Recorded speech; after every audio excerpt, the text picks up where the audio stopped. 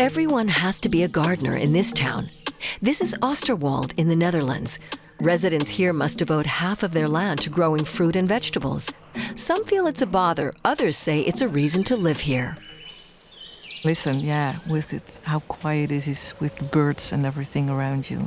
For me, it's relaxing, yeah.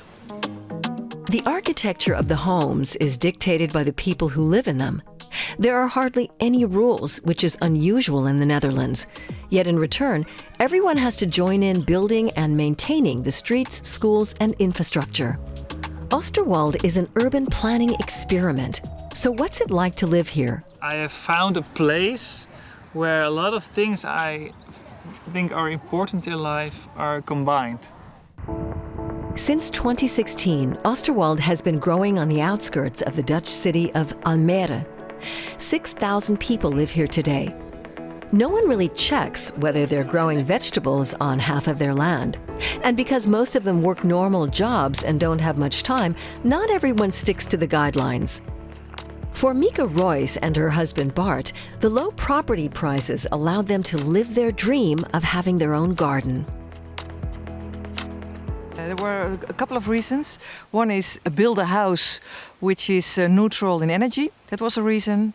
A bigger garden where before we lived in an area where I had a small a vegetable garden.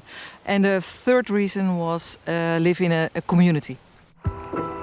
What Mika doesn't use herself, she gives to the Foko Oosterwold. Arjen Fjermu founded this consumers collective, where the residents can sell and buy locally grown products, but fruit and veg from elsewhere too. Each week, an overview of what's available is published online. Everyone selects items for their own basket from what's on offer.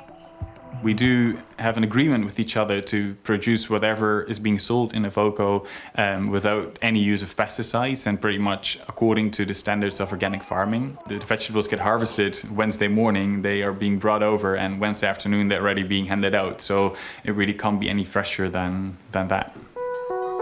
But in Oosterwold, it's not just about growing vegetables. It's also about independent coexistence. For example, because residents wanted their own school, a handful of them quickly built a building for it. That was in 2022. And these days, too, people who want to live here have to do a lot on their own and clear it with their neighbors. The good side is you have to do everything. You can do everything yourself. The downside is you have to do everything yourself. So I'm always saying there's like a natural filter of people who are living in Oosterwold. You have to have some perseverance to go through all these things you have to take care of. It's a lot of work, it's a hard work, and then, you can enjoy it later. Jan Erko Jansma of Wageningen University is one of the people who came up with the concept of the Oosterwold project.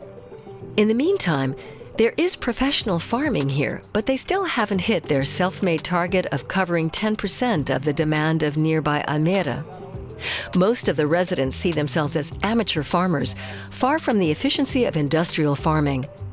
But Jansma says Oosterwold is still a success. It's not planned from above, it's really grassroots in that sense. But also urban agriculture, and most of the people embrace the idea of urban agriculture. Of course they struggle because most of the people have an urban background, and growing food is a profession.